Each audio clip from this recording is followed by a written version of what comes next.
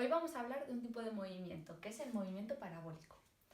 Este movimiento lo podemos ver, por ejemplo, cuando un futbolista da una patada a un balón. Si nos fijamos en el balón, vemos que el balón va a seguir esta trayectoria, que es una trayectoria parabólica. Al principio puede parecer un poco complejo, pero vamos a ver que este movimiento, que al principio es compuesto, se puede descomponer en otros dos más simples. Para ello, en el eje X vamos a fijar un movimiento rectilíneo uniforme. Y en el eje de las Y es un movimiento rectilíneo uniformemente acelerado. Vamos al dibujo. Vamos a lanzar el balón desde el suelo.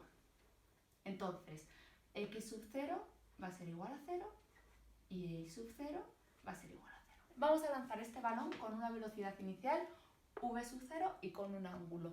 Esta velocidad la podemos descomponer en el eje de las X, que sería v sub 0x, y en el eje de las Y, que sería v sub 0y. Entonces, si nos fijamos en el eje X solo, esta velocidad, al ser un movimiento rectilíneo uniforme, siempre va a ser constante. Entonces, el balón estando aquí, la velocidad va a ser esta, v sub 0x. Si el balón se encontrara aquí, la velocidad en x va a ser igual, porque estamos hablando de un movimiento rectilíneo uniforme. Cuando llega aquí arriba, la velocidad también va a ser v sub 0x. Aquí igual. Y cuando llega al suelo, lo mismo, v sub 0x.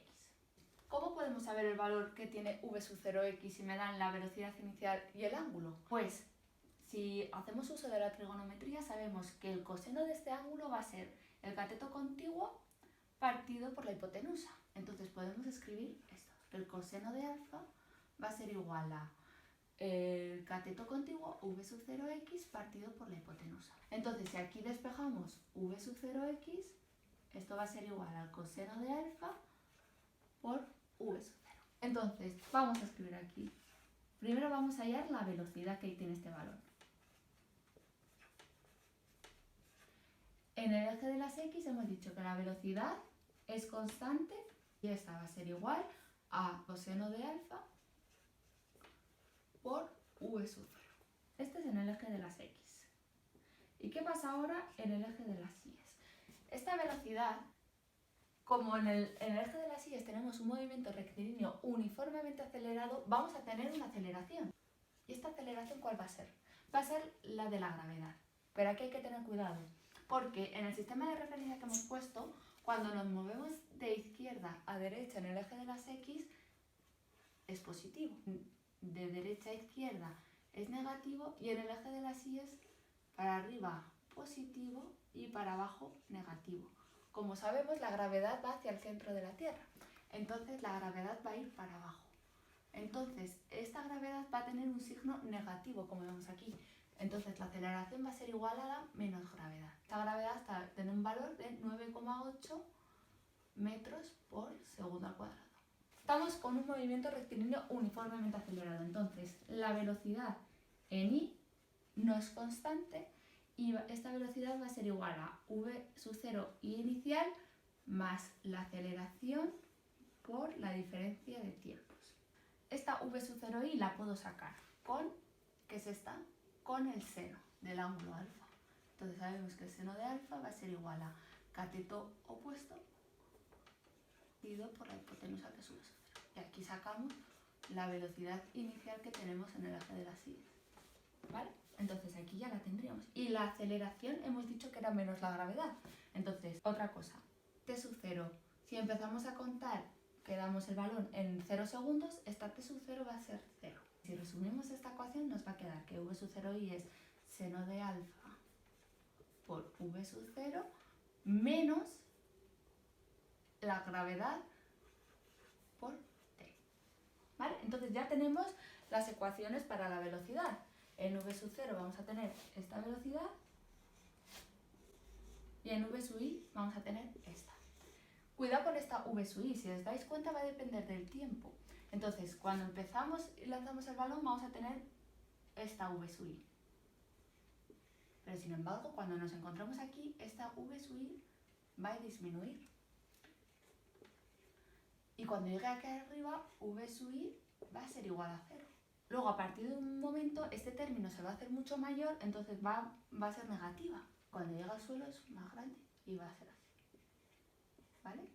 Ahora vamos con la posición. En el eje de las X tenemos tenemos un movimiento rectilíneo uniforme, entonces la ecuación que tenemos es la posición en X va a ser igual a la X inicial más la velocidad, que es constante, por la diferencia de tiempo. Hemos dicho que lanzamos el balón desde el suelo, entonces esto va a ser 0. La velocidad en X la tenemos ahí, esta es constante, entonces esta va a ser igual que v sub 0 X. Y el tiempo vamos a empezar a contar en 0 segundos, como hemos hecho antes. Nos queda que la posición en X va a ser igual a velocidad en X, que es coseno de alfa v sub 0 por el tiempo. ¿Vale? Con esto ya tenemos la posición en X. Y ahora la posición en Y es un movimiento rectilíneo uniformemente acelerado, entonces tenemos que esta ecuación